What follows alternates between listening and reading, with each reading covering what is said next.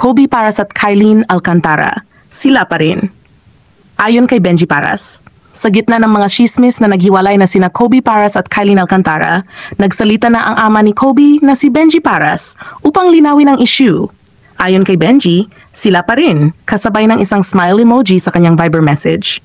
Ito ay matapos mapansin ng mga netizen na nagtanggal ng ilang larawan ang dalawa sa kanilang Instagram accounts na nagdulot ng spekulasyon tungkol sa estado ng kanilang relasyon.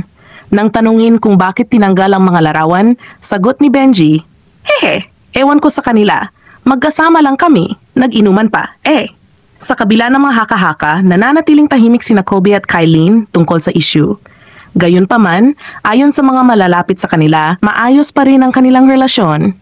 Kaya sa mga fans na nag-aalala, mukhang walang dapat ipag-alala, sila pa rin at sana'y magtagal pa ang kanilang pagmamahalan.